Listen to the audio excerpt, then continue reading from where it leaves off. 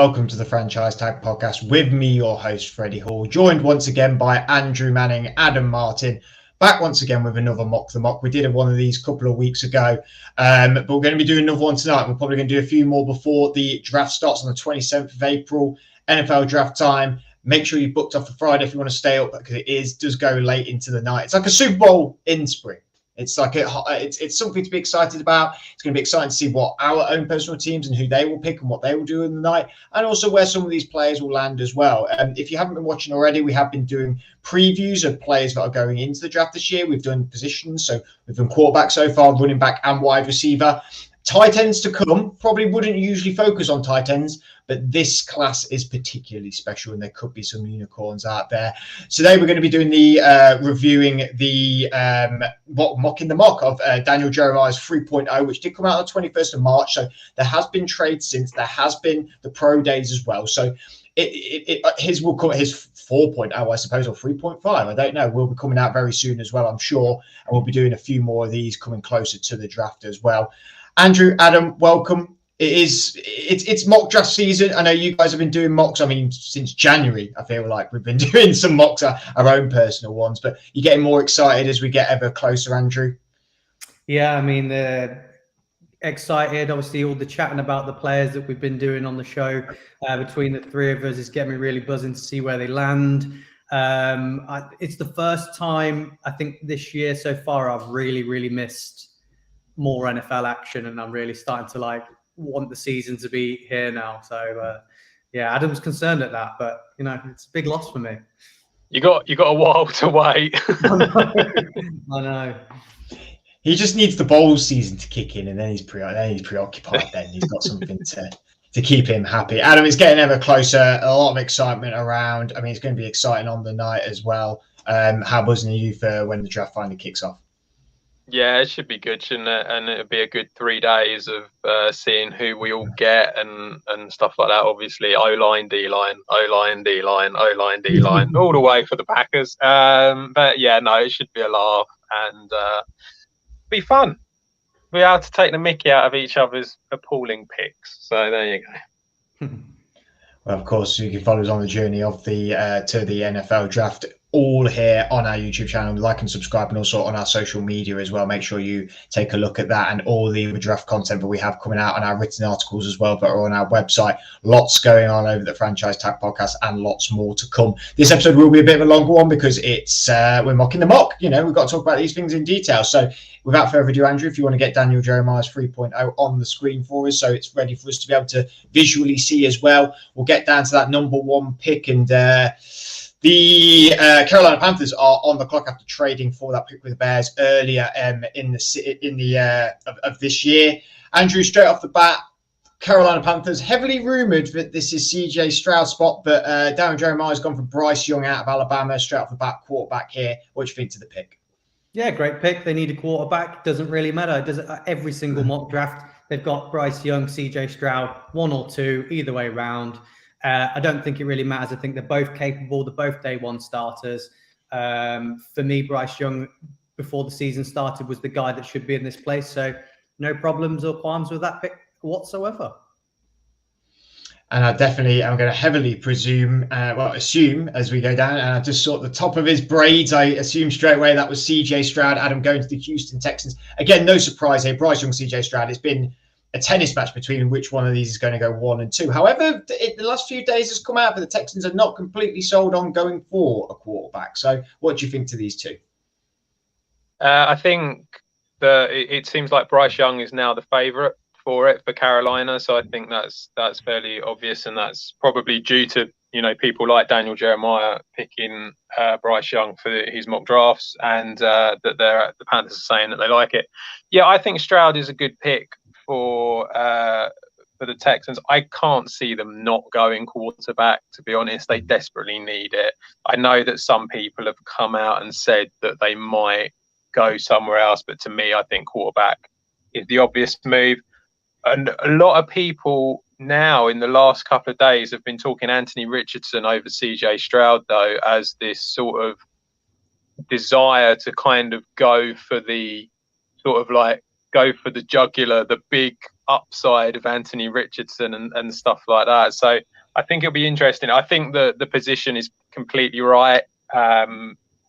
Get the feeling that there's a lot of conversation that they might go for Richardson, and we know what the Texans are like. They've never made the right pick before, so why are they going to do it now? So they might go for Richardson instead. But yeah, I like the pick. It's a good pick. I'd be incredibly shocked if the Houston Texans don't take a quarterback at that position. We move on to the number 3 pick, being the Arizona Cardinals. Again, someone, Andrew, who's been cemented with this pick for quite a few weeks now, maybe even the last month and a half or so. Will Anderson, the edge rusher out of Alabama, incredibly talented player. Some people's number 1 player in the whole draft.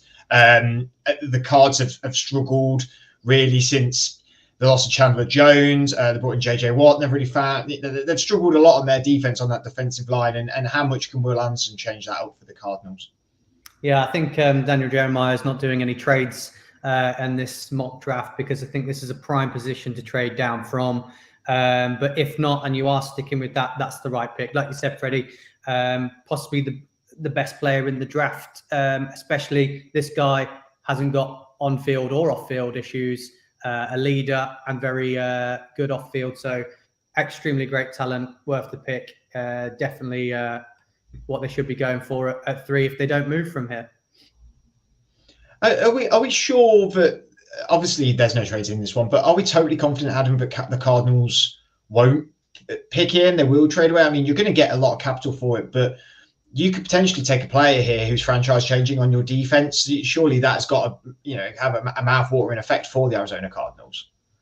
Yeah, I mean, you have to feel that it's something that they would want. But having said all of that, they're kind of in a bit of a transition anyway, aren't they? It looks like the Kyler Murray is going to certainly struggle to play, certainly the whole season, let alone just part of the season. So I think because of that, you kind of feel like, they're favourites to be the number 1 pick next year at the moment because of all of the things going on there. They've got a lot of holes they need to improve in. I think because of that, it kind of makes them trade back candidates because of that. So you do feel like a trade would make sense. However, it's going to be very much which team is going to be willing to sort of move up. Apparently 6 teams have been in contact with them about it. So I think that is, you've got, I think the Colts have been in contact. I think the Raiders, the Falcons, the Titans have been mentioned. There's a couple of others that are probably looking at trying to do it, but whether or not they'd be willing to pay the price is another thing. So I think that's the issue with it. I think they'll trade back. I think it makes sense for them to trade back. As for who by, if they didn't, Will Anderson is the right pick, but I do feel like they probably will trade back. Yeah, we saw the value that the Giants got when they traded back and the Bears moved up for Justin Fields. So we know kind of what the value is there and what impact that can have on your franchise of moving back and getting 2 picks and having the better players later on. It worked well for the Giants, so I don't see why it can't work well for them. Well, that deal turned into Evan Neal and Kayvon Thibodeau for the New York Giants. So they must be right. Well, I know Andrew is, and I know the Giants are definitely happy with them 2 picks. But after this pick, really is when the draft kicks off, in my mind, because these 3 players at the top of the board have been cemented there for the last few, like I said, the last few months. It feels like. But the Colts are now taking a big swing here. They've gone to the Indianapolis Colts, and Adam, Anthony Richardson, you said, was creeping up the board. A lot of people saying could go at 2 now. Incredibly impressed on this pro day. And this was before the pro day, in fact. So Daniel Jeremiah has a lot of faith here that Richardson's going to be going high up the board, even over Will Levis. Yeah, I think it kind of makes sense that, like I say, he does feel a little boom or bust. It does kind of feel like you're relying on his athleticism in the early part of his NFL career here. And the idea is that hopefully you can sort of like train him and make him better when it comes to the throwing aspect. I mean, he can throw the ball. He's not awful, sort of thing. It's like he does have the ability to do it. It's just that he's clearly not as accurate as the other guys that are in this draft. I think that the potential upside, if you feel that you can mold him into what you want him to be, then that's why it makes more sense over someone like Will Levis. I personally am not a massive fan of Levis from what I've seen. I think he's a good quarterback. I think he could do well. I just don't think he's a quarterback that you would be having at this sort of pick. And so that's why I think Richardson makes sense, because of all the other things that he brings to the table. So completely get it. Makes sense to me. And, you know, like Daniel Jeremiah says, it's very much about the athleticism of him. And that's his kind of like, that's his calling card, isn't it? That's what he is. So I think that's why it kind of makes sense. Adam, can I just put out there, do you now have a drop off on Will Levis because he eats bananas with the peel still on and puts mayonnaise in his coffee? Absolutely. I've never known anyone to eat bananas with the peel on. It's a very bizarre thing. What was the thing with the coffee? I think he puts mayonnaise in his coffee. He should be shot. I mean, it's quite possibly outrageous. I mean, who puts mayonnaise in their coffee? I don't even put it in my sandwich, let alone in my coffee. So what the hell's going on there? The extent people go to get famous, even though he is going to be drafted into the NFL, is staggering. DJ's got his finger firmly on the pulse within the NFL. And like I said, this was before the Pro Day. So clearly he knows that some of these teams are really hot on Anthony Richardson, and the Pro Day just reinforced that. So it's going to be really interesting. Now, I don't know if this pick... Okay, yeah, all right. So I've just read it there. This was when the off-field concerns had come awry. But number 5, the Seattle Seahawks, Andrew, taking Jalen Carter. Again, it's all that. Sorry, apologies if my cat is incredibly loud. She's very frustrated with me this evening because I've not come to say hello. So she made me out a little bit. I do apologise if that's cutting into the feed a little bit. It is your turn, Andrew, isn't it? Yeah, you're the other numbers. So Jalen Carter going to Seattle Seahawks, desperately wanting more defensive players. DJ seems to think that the drop-off won't be that severe for Carter. What are you thinking? Do you think this is a prime position that he's going to go in now, or do you think because of these issues he will drop even further? I'm probably on board with what Daniel Jeremiah. You know, lots of people are really talking about the fact that he won't talk with people outside the top 10. He's got his off-field issues. You know, they're all disrupting things. But we've heard players in the past have issues. You know, I've always spoke about Micah Parsons and his issues, and look how well it turned out for him. So I think they can overlook, if they do their homework, which they're going to do on him, and it's going to do well, why not take him at that point? Seahawks need a player at that position, and he's obviously an insane talent. So I think it's worth the risk. I think the upside of the talent is worth the risk for his issues and hopefully sorting them out. So I have no qualms with that pick there for the Seahawks. And of course, Carroll, a historic college coach as well. He's a guy who has had his finger on the pulse within the college game and knows how to handle young talent. So it would be very interesting. Again, we said Will Anderson for some people is the number 1 player in this whole draft. For a lot of other people, it's Jalen Carter.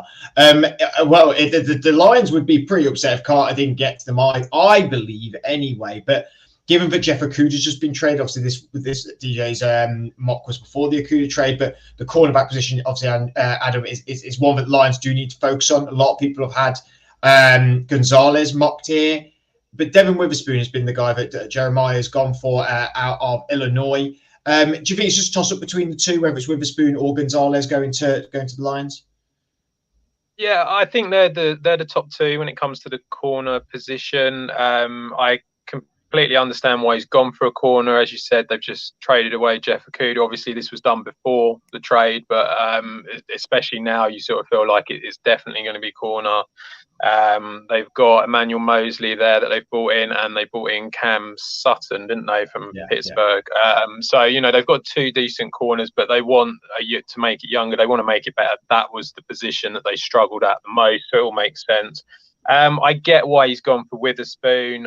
I personally prefer Gonzalez, but I think Witherspoon he plays angry, and I think that's everything that Dan Campbell would want from his defenders, as we already know. So I think that's probably why I think Gonzalez is better. I think a lot of people would think that Gonzalez should be the number 1 corner. However, for this particular team, it makes sense to me that they've gone for Witherspoon just because of the type of person that he is and the personality that he'll bring to the locker room. Jeremiah's mentioned there about his instincts and ball skills. As really mentioned the personality traits, but you're right. Dan Campbell loves players who play hard, and Witherspoon is definitely one of them corners who could really shine for the Detroit Lions, or maybe it is Christian Gonzalez that goes there. But we move on to the number 7 pick onto Andrew, and this is the Las Vegas Raiders pick. This has been cemented as an edge rusher for quite a while, so it's no surprise for Jeremiah's gone for an edge rusher here. It's been a bit of a toss with most mocks of which edge rusher it would be, but I've seen Tyree Wilson a lot more than the other edges that have been mocked so far. Jeremiah sticking with Tyree Wilson here as well to team up with Max Crosby, Chandler Jones. Is it inevitable that Wilson's probably going to go in this area? Really, it seems to be not just down Jeremiah's mock, but a lot of mocks. So this is the pick for the Raiders. Yeah, it's usually that or higher for Wilson. You know, I think people have got him locked in at the Seahawks, haven't they? If there's problems with Carter, and he might be up there in that spot there. I think, you know, for me, I was kind of leaning towards the offensive line for this pick and thought they needed some big help on the O-line.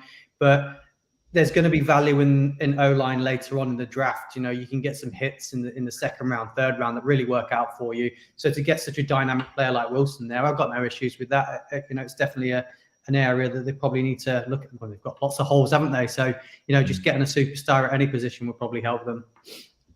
Well, they've got holes in the trenches, haven't they? And ultimately, the best teams have very strong trenches. So either side of the ball here would be a good get for the Raiders. It could be very interesting with them in terms of maybe they trade out of that position, I think, but we'll just have to see on that. Same with the Atlanta Falcons. Again, I think a hot trade candidate as well to maybe move up or potentially move down as well. I mean, talk about holes in the team, Adam. This team has a lot of holes. And I've seen a lot of different players go to the Falcons in different mocks. Darren Jeremiah's opted for Christian Gonzalez, who we were just mentioning ago, a cornerback from Oregon. To team up with AJ Terrell, I mean, AJ Terrell, I can't believe the sort of transformation he's made, because I was not that thrilled with him in his first few years, and now he's really become one of the hottest cornerbacks out there.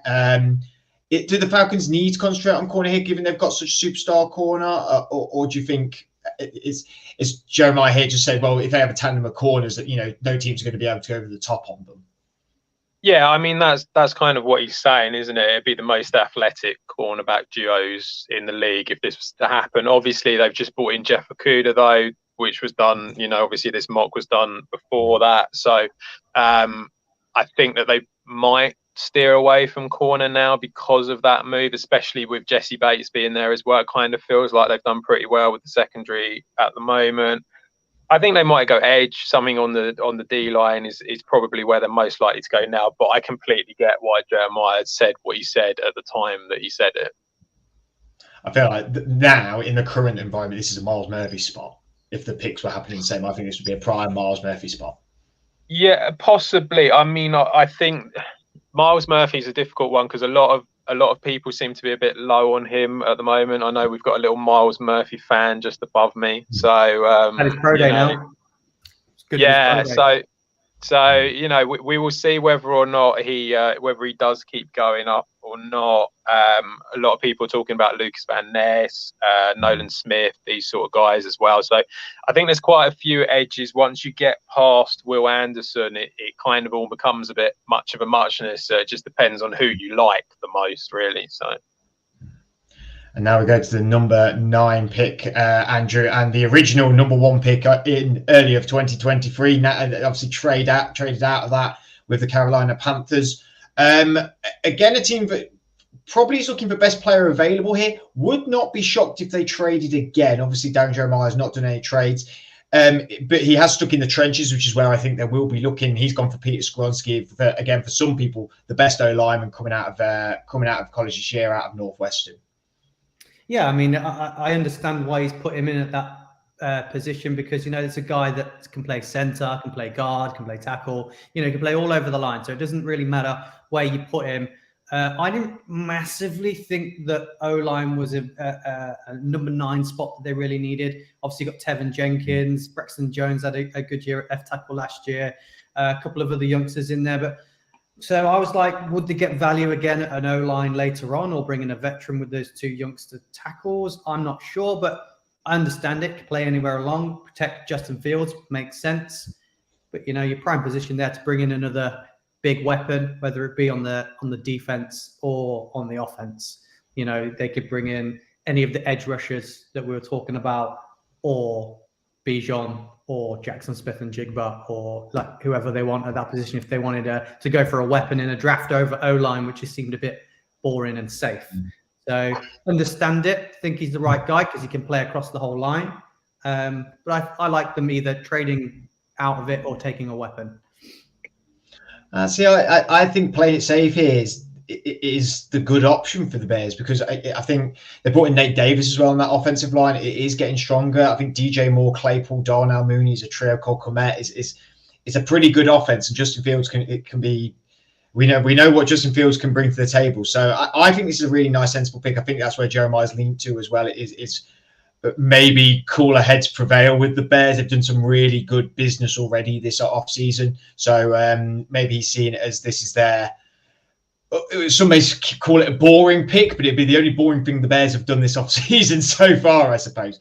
We move on to the number 10 pick, the Philadelphia Eagles, and Daniel Jeremiah's got them going with Lucas Van Ness. I mean, I've put Nolan Smith here quite a few times, Adam. For a team, obviously, he's just gone to the Super Bowl. They're very strong in a lot of areas, but older in a lot of areas. Jeremiah's opted for what will be the heir apparent on that defensive line with Lucas Van Ness, who a lot of people are quite hot on, and he's going very under the radar, isn't he?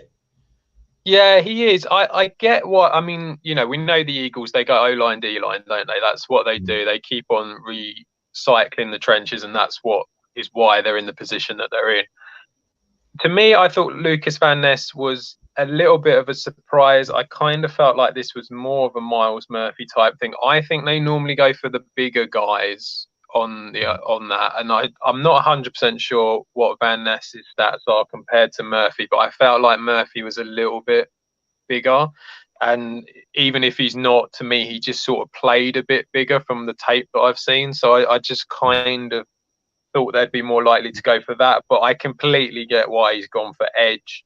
You know, like I say, it's all about recycling on the O-line and the D-line, and to me, it's that or an offensive tackle. So maybe someone like Paris Johnson would have made sense at that point. You could have gone for that, but it's a logical one to go for.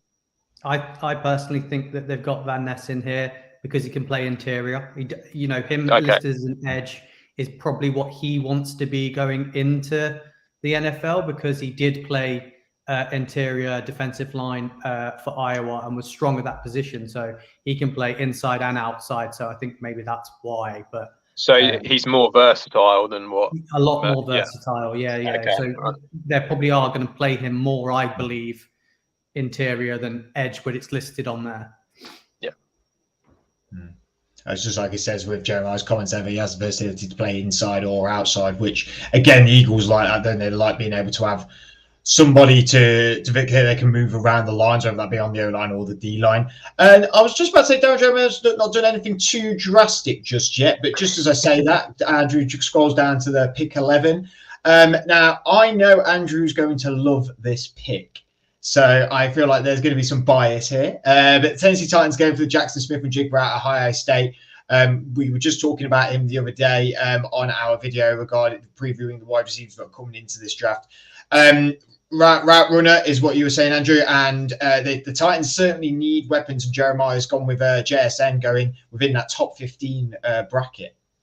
Yeah, you see, I'm happy with it. I'm not happy with it because I love that player, and I'm not sure that they'll get the best out of him there. Yeah, they definitely need help at wide receiver, don't they? They've got Treylon Burks, who we didn't see loads from last year, and outside that, it's a bunch of names that probably wouldn't make most people's rosters. So definitely need to address that position, but equally they need to address lots of other positions as well. You know, O-line's probably, they're going to need a bit of help there. They're going to need some help at potentially quarterback. We don't know what's going on with Tannehill, or is Malik Willis going to do anything there? But why not lock in? They definitely need help at wide receiver. And for me, Adam both said that he was the best on the board. So yeah, take the best offensive weapon there is. Why not?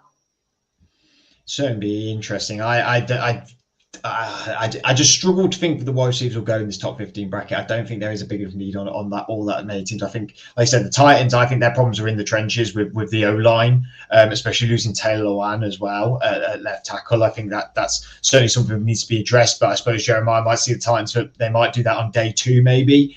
Lots of depth in the offensive class this year. We'll move on to the Houston Texans, who Jeremiah had taken CJ Stroud with the number 2 pick. They take Myles Murphy here. The drop of Myles Murphy that we've gone on about in the last few picks has now stopped.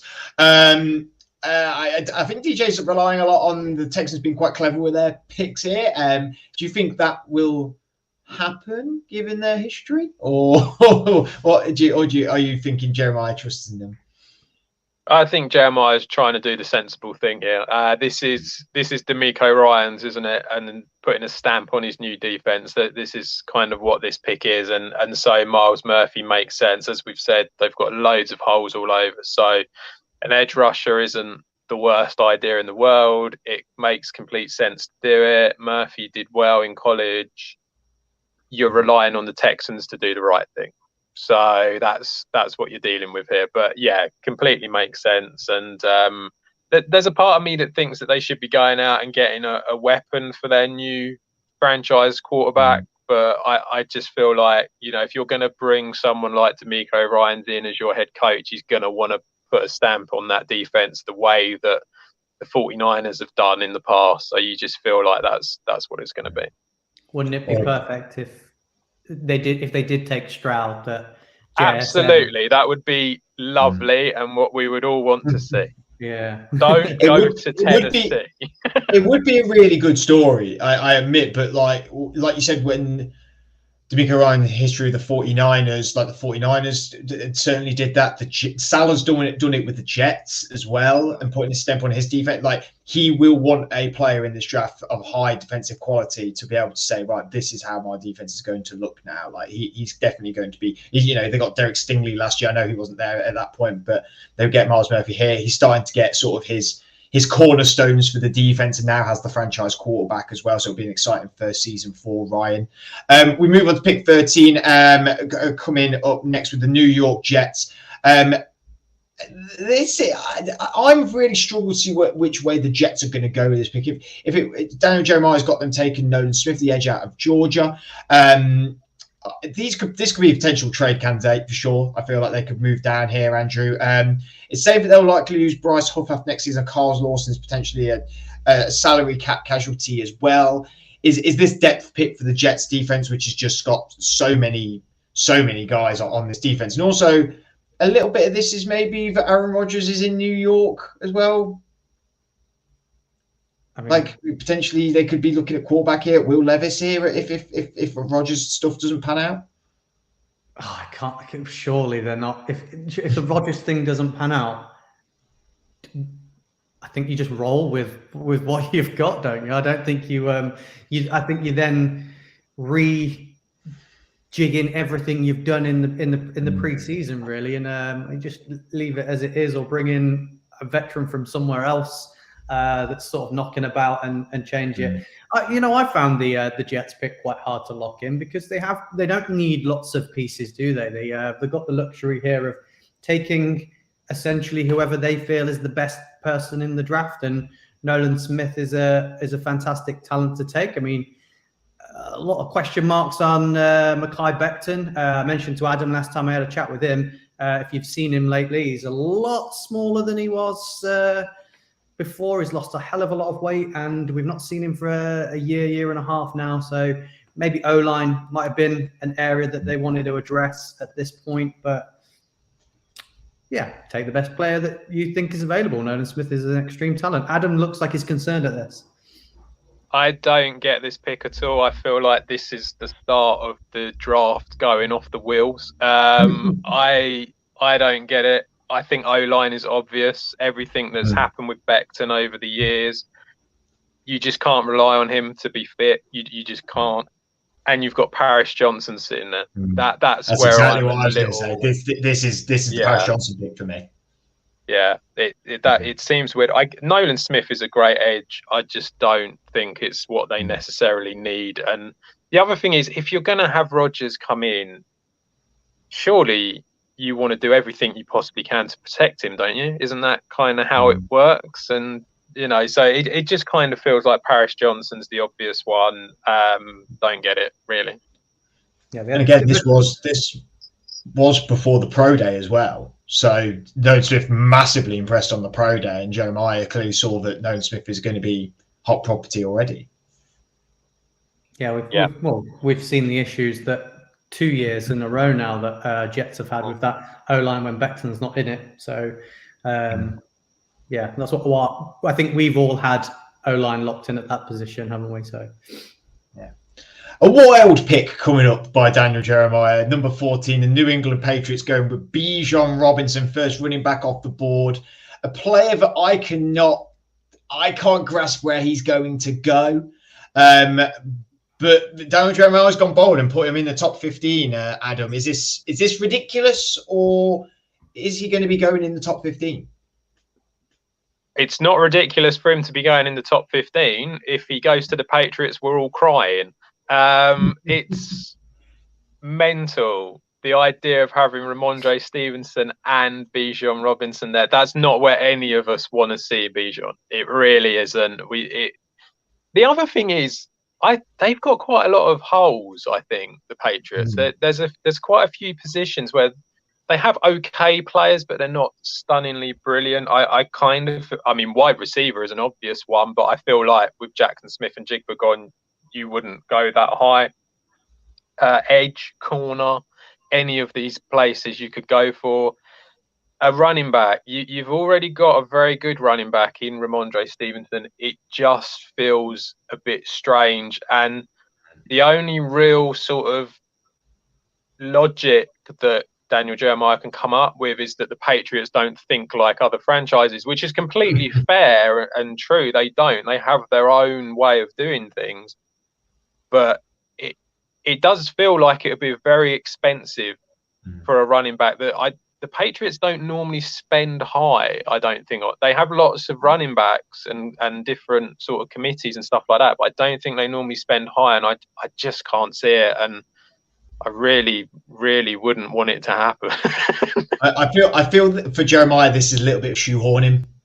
I feel like he's just shoehorned him in because he believes how good he is. And he's just thought, well, which team would pick him out of all of them? The Patriots are a team that we are notorious for doing what we don't think they're going to. Like, to be honest, it would not show if Patriots look like Kayshon Boutte here. Like, that's the sort of thing they do. They took Cole Strange. Like, they took like some ridiculous player no one had ever heard of in with their I don't know, what was it, the 13th pick or whatever it was, or the 17th pick. Carl Duggar, who didn't play. Carl Duggar, who played at Ryan, who was obviously like a They take mental players in mental places, but not exactly always good players. We've just said Paris Johnson's sat on the table for the Jets to take. You know, take a look at the tackles at the Patriots. You've got Trent Brown and Riley Reef, who were both in their 30s. So I'd probably take Paris Johnson there if I don't think you need to shoehorn him in either. There's lots of teams that could do with a running back. I do feel like there are ones out. I mean, maybe not so high up, but I mean, like, you know, the Chargers, they're, you know, especially with everything going on with Eckler, you know, you've got, I don't know what else. I mean, Dallas have been going on about Bijan forever. Sort of things.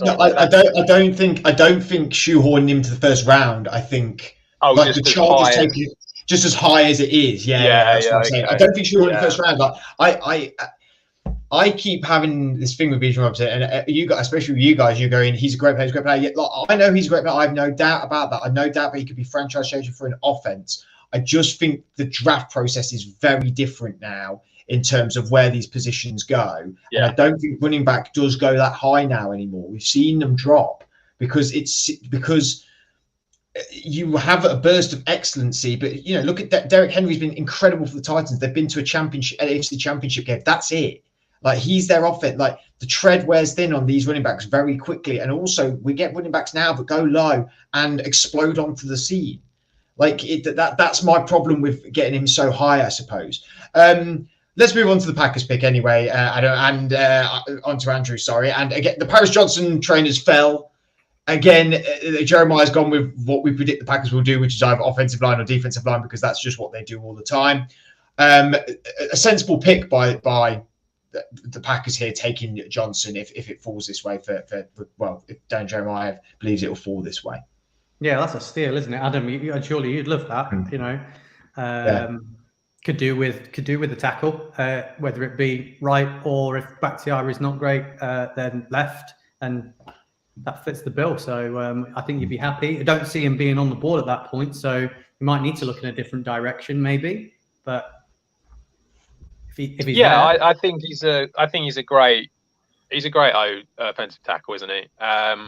You could argue the best O-line guy in the draft.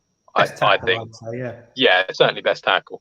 It'd be great. They always go O-line or D-line. Why break the habit of a lifetime?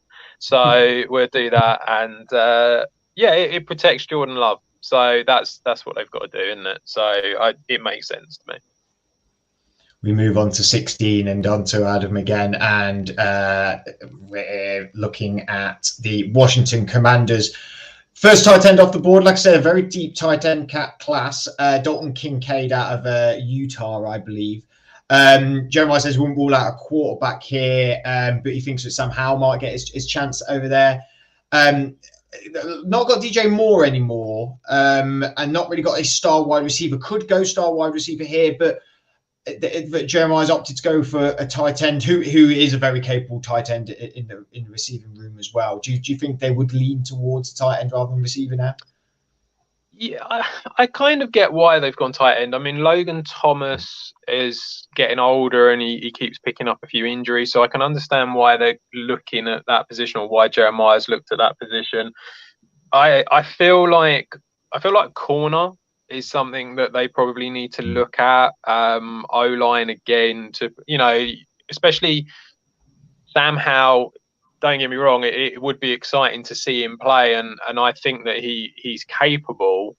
My only issue is obviously he is essentially a rookie. That is basically what we're dealing with. So you do feel like maybe a O-line would be the way forward. You got Broderick Jones on the available, something like that would be a good move. But yeah, I mean, tight end, it's another weapon. He's not your blocking type end. He's more of a receiving tight end. So I kind of get another weapon for the quarterback there. So it's not the worst pick, but I think I would probably be looking at other areas, especially with a tight end class that's pretty strong. Seems like Jeremiah's gone for a more of exotic pick, given maybe a safe pick. But we move on to 17, which I believe is the Pittsburgh Steelers pick. I believe. I could be wrong. We'll roll down. I should know this off the top of my head by now, surely. It is. There they go. And the Pittsburgh Steelers Jeremiah's gone against the grain of what a lot of people have gone with, which is Joey Porter Jr., cornerback. Usually he's gone there. Instead has opted for what I'm very glad about, and a massive need for the Steelers, and that's Broderick Jones, the tackle out of Georgia. Andrew, I'm really happy that Jeremiah's gone this way, and I would love this pick on the night. Yeah, I mean, I think you're probably the only Steelers fan that's saying no to Joey Porter, then, right?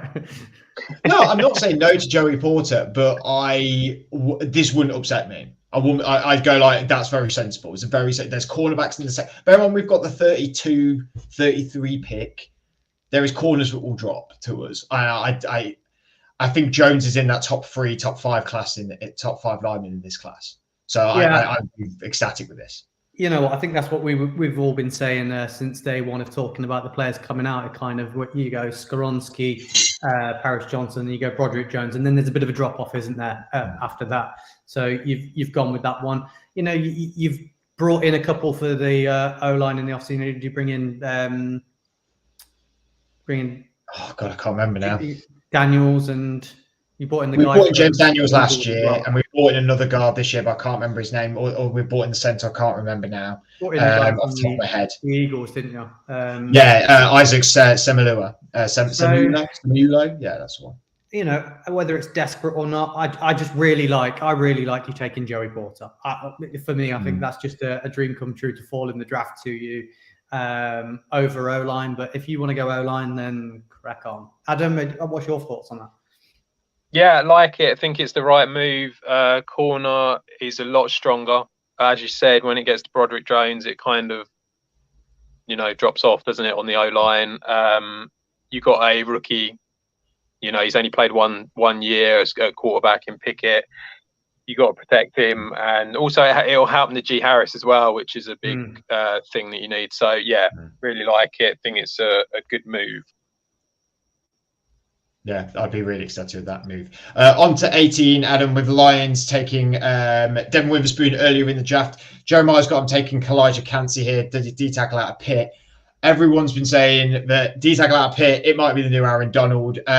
Maybe not so, but Jeremiah is giving the Lions here two really high potential players in Kalijah Kancey and Devin Witherspoon, hasn't he? Yeah, I think it's a good pick. It makes sense. They need to keep on improving that defense. That's the weak point, isn't it? We saw how well the offense did with Goff and all the weapons that they got. So it makes sense to keep going on the defense.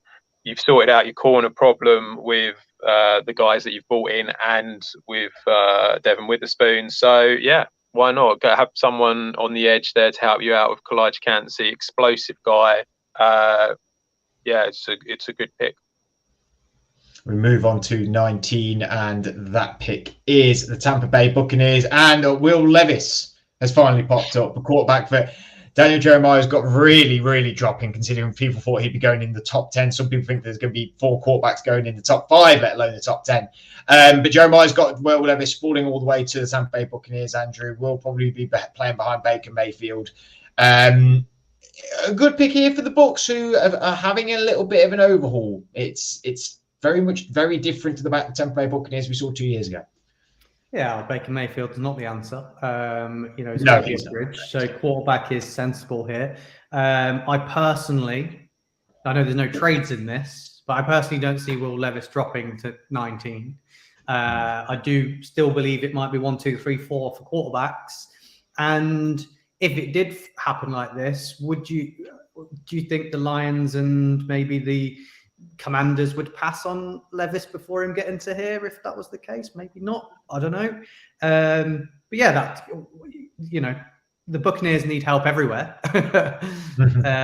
We've seen the best 3 O-linemen go off the board already. They do need the next one. So if he's there at that point, I think that's a great pick for the Buccaneers. I think that might help them. I think he could do good stuff there.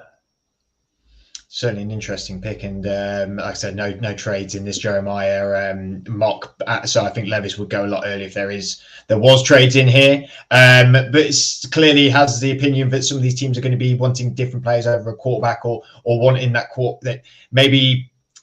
I'm trying to think of the right way. They're looking for more immediate solutions rather than the future quarterback solution when they're happy with the quarterback that they have already, I suppose, with some of the teams we've seen go by, like the Commanders, like the Seahawks. Sorry, not Seahawks. It's just because they popped up. I said Seattle. I meant the Detroit. Sorry, we'll move on to Seattle Seahawks. They went with Jalen Carter early on. They take a wide receiver here, Adam, in Jordan Addison from USC. Again, we talked about him on our wide receiver preview video the other night. That'd be a wide receiver core: Jordan Addison, DK Metcalf, Tyler Lockett. I mean, it's a lot of weapons for Geno Smith. Do you think this is the what they need is a player like Jordan Addison? I think it's a good move. By having the 3 different weapons there, I think that works well. I can't remember if has Godwin gone or Goodwin even. Sorry. Yeah, Marquise Goodwin. Yeah, I think he's gone. So he's moved on. So it kind of makes sense to get yourself that kind of. You know, as Daniel Jeremiah says, he's a smooth route runner, outstanding ball skills, and got the speed after the catch. I mean, it's everything that you kind of need.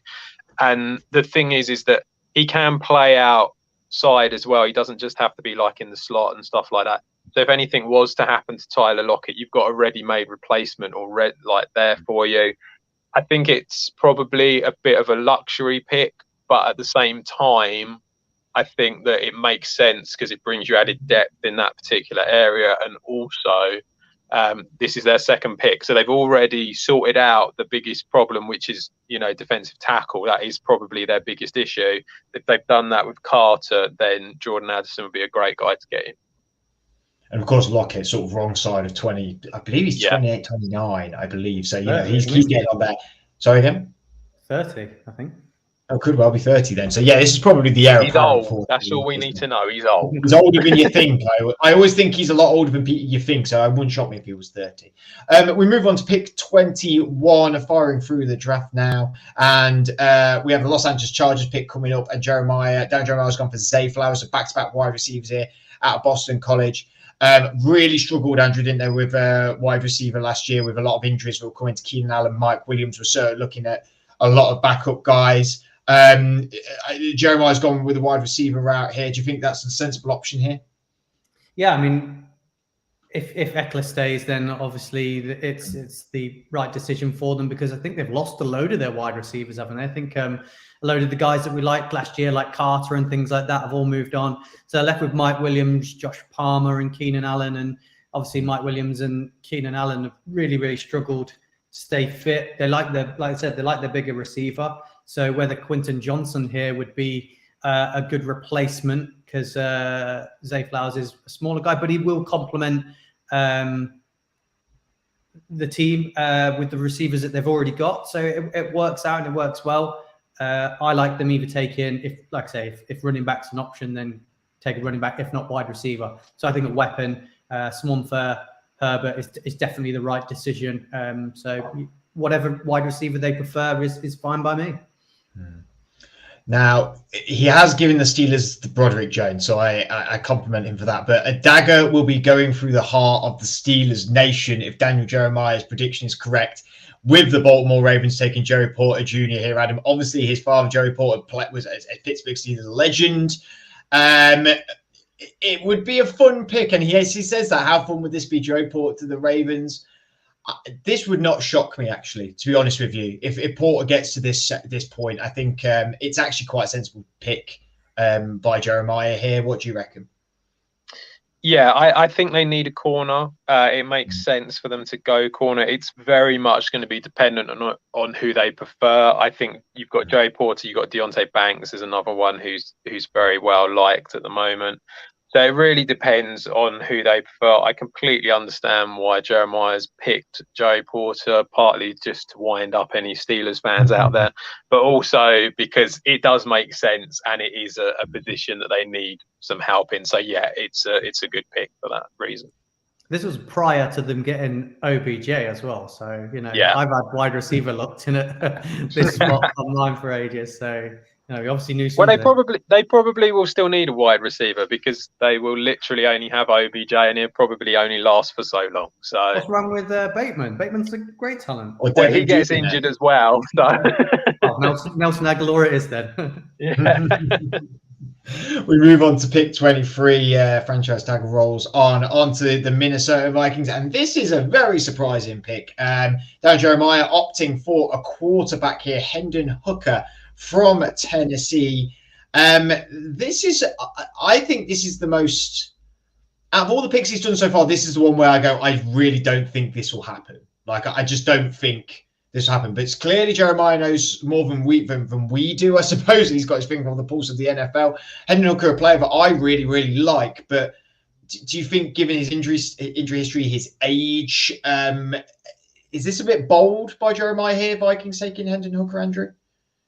I don't think so. I said to you when we went through the quarterbacks that I see Hendon Hooker sneaking into the first round at the back end to any of the teams that are okay for another 1 year at quarterback. I thought maybe Seahawks, who are slightly higher than this, that might take him and gamble on him to sit behind Geno until he's ready. So I understand it. It makes perfect sense, because the Vikings are never going to be in a point where they're going to be high enough up the draft to take their next generational quarterback, are they? They're never going to be pick 1, 2, 3. So they're going to have to trade up to get that in the future. And we know that Kirk Cousins hasn't got long left with the Vikings. So this could work out perfectly for them if Hendon Hooker turns out to be the quarterback that we saw in his last season with Tennessee.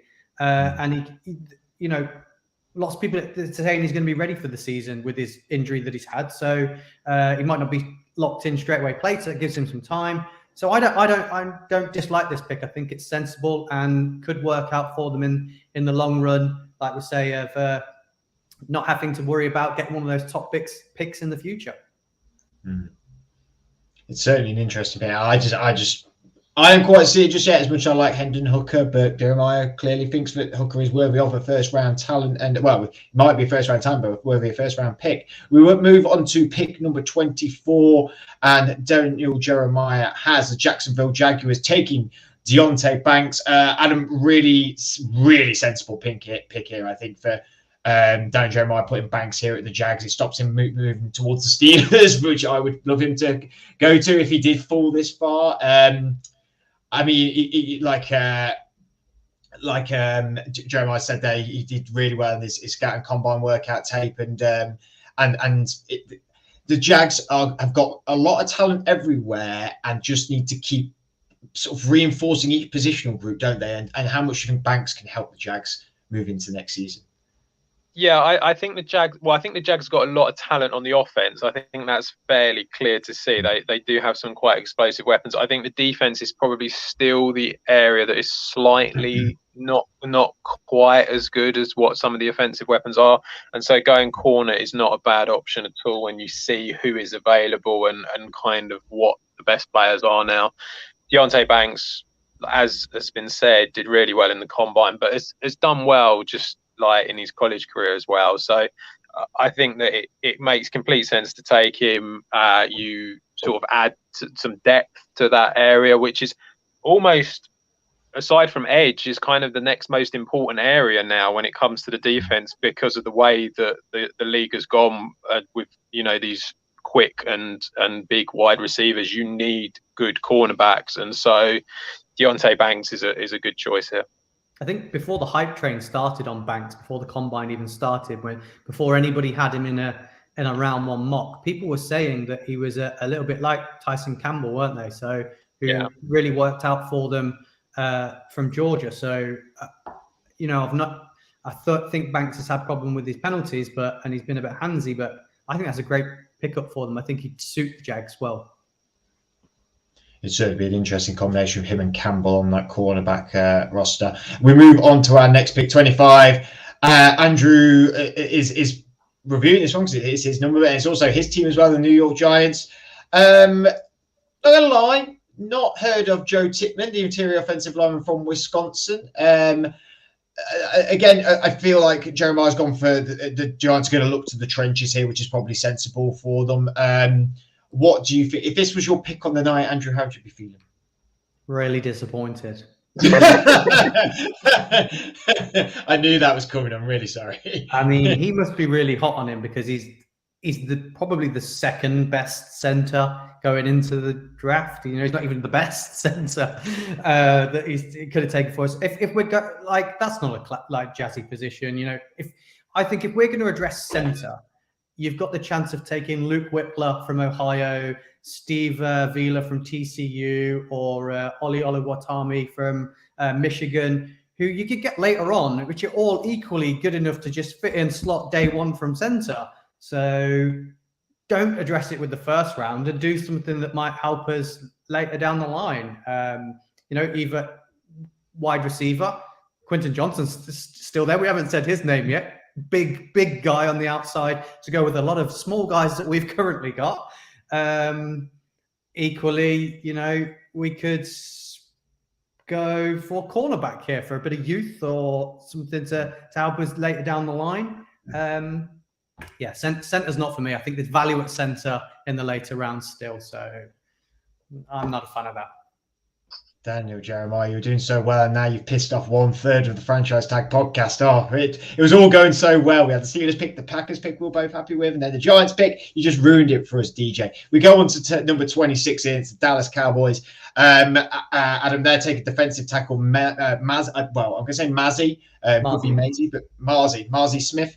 Again, a player I've not really heard much about. The Cowboys are a team that may look to the trenches. Jeremiah's stuck with that there. But like we know with Dallas, they like to be a bit splashy. So do you think this is maybe a bit of a safe pick Jeremiah's gone for more of a safe pick here and something would be a bit more flashy like Cowboys are used to. Yeah, it is quite a safe pick. It makes sense. They need help on O-line, D-line. They're getting older as well, you know. So that defense. I think this is how they want to play, though. Now McCarthy has come out and said, hasn't he, that he wants to run the ball more. He wants to kind of eat the clock up more. Not almost like the offense was too explosive. They weren't giving their defense enough time, which is a interesting way of looking at it. But it's just, I think that's what they want to do. So they want to sort of like improve, you know, keep on focusing on Dan Quinn's defense. I think that's what they're going for. Maisie Smith is a good defensive tackle that makes sense. He's very strong, very athletic, as Jeremiah has said. It makes a lot of sense. They do like a flashy pick. I feel like there isn't. I mean, Quinton Johnson's still there, so maybe you could argue that would be the flashy pick. But I don't know. I don't think there's really. If Bijan's not there, then I think they go safe. Adam, do you think Marcy Smith is better than Brian Breesy? I don't really know that much about Marcy Smith, to be honest, and that's the problem. I have said a long time that I think that Breesy should be a first round pick, and he didn't have a great combine, did he? That was kind of why he sort of dropped. So I don't know. I don't know enough about this one really to know. Shocks me. I really like Breesy. I just can't see him not being off the board yet. But hey, yeah, I like Breesy as well. I'm really a big fan as well. Move on to the 27 pick, and we have got the Buffalo Bills. Quentin Johnston, who we've just been talking about, wide receiver from TCU, a big-bodied wide receiver for Josh Allen. I mean, Jeremiah's gone exciting here. You know, he gives us Gabe Davis, Stephon Diggs, and Quentin Johnston, the team with Josh Allen. How fun would this be to watch? Yeah, that's a luxury, isn't it? That'd be a fantastic pick. Does anybody else see Quentin Johnston still being on the board at 27? And if he does go to the Bills, that's a fantastic pickup. I know Byron's been friend of the show, said he'd love to see another wide receiver in at the Bills to help them. So lots of rumors that Diggs might get traded. I know it's maybe not this year, but yeah, it could be the next guy up for them to really change that wide receiving core. Would be absolutely fantastic. I've got no qualms with that if he's there. Do you think that's the right place? Yeah. As in, you think they should go O-line and help Josh Allen and keep Josh Allen healthy? Because if Josh Allen's not there and not healthy, then there's no more Bills. I think corner. I think corner, personally. Yeah. I think you take the guy who's next. Okay, go on to pick 28. Picks roll on, and we go on to 28. And that is the Cincinnati Bengals, and that is Darnell Wright, offensive tackle. Why would you? Let's sort of get into why would you think he'd go to the Bills instead? Would you think that'd be a more sensible pick for the Bills? He's got him going to the Bengals. So obviously, they've just signed Orlando Brown, which you just state in there. Jonah Williams has requested a trade, yet to be traded. Obviously, it was occurring when Jeremiah did this mock, but still hasn't happened. Him being traded. So what do you think to this pick here? We've spoken, haven't we, about how the O-line kind of drops off a bit. I think Darnell Wright is a good offensive tackle. He maybe not quite up to the top guys, but I do think he's a very good offensive tackle. When it comes to the Bills, I think that they need to keep Allen upright. He is their future. He really is. They need to protect him. Not only that, you're affecting a competitor and a serious competitor in the Bengals. When you say you need to protect your future, you need to protect you now, because you're really good now. Like not just for the future seasons to come. You are a Super Bowl contender every year. So when we saw the Bills get knocked out this year, it didn't feel like the problem was a lack of weapons. It felt like that the O-line kind of crumbled and that Allen was having to run around like crazy in order to get out of the problems. So that's why it feels like O-line's the way forward, and Darnell Wright would be a good guy to go for. Having said that, obviously Jeremiah hasn't done that. He sent him to the Bengals instead. which makes perfect sense because obviously you've got all the problems with Jonah Williams, and for exactly the same reasons that the Bills should be looking to help Josh Allen, the Bengals need to help Darnell Wright. So it makes complete sense that that's what they're doing. The only other one, and I don't think this would happen, but it could potentially, with all the problems with Joe Mixon, potentially a running back, Jahmyr Gibbs would kind of potentially make sense here. But I completely get the pick. It makes sense. I've got Gibbs here, and also just to quote that for the Bills, I've had Osiris Torrance going there since day dot. See, in my like ideal world, we'd go maybe Joey Porter and then get Osiris Torrance with the 33rd pick. That'd be like my. That would be my idea. That combination I'd love as well. He wants to live in Daniel Jeremiah's world because that could happen. So be interesting to see what his round 2 is and where he has got what people he's got, sort of like the Bills taken and stuff. So yeah. We're good to see when that comes out. On to 29, New Orleans Saints. They take it to the second tight end in the whole of this draft so far in this first round. And that is for Michael Mayer at Notre Dame. Andrew, a really talented tight end here. Saints, a team that, again, drafts outside the box a lot of the time. Obviously, just got in Derek Carr. Do struggle on offense in a way. I mean, you talk about problems with Mixon. Problems with Kamara. This could be Jahmyr Gibbs here. Could be. Don't think it will be. We've got Jamal Williams, Benjamin sat there waiting. I suppose so, yeah. But they need D-line, right? That's a big hole for the future for them as well, because I think the ones they have got are in the 30s. And haven't they got Juwan Johnson, Adam Troutman, Taysom Hill?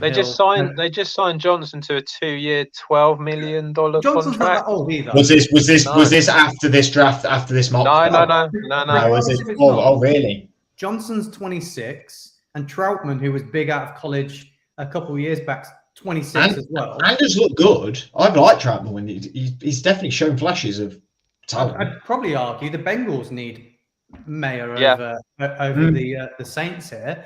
So I think they go D-line. I think this. I don't see what he's doing here with this pick. I think there's needs elsewhere, and we all three of us have just agreed that we quite like the 2 tight ends plus Taysom Hill that they've already got. And if they do really want a tight end, take one in the next round. We said there's depth.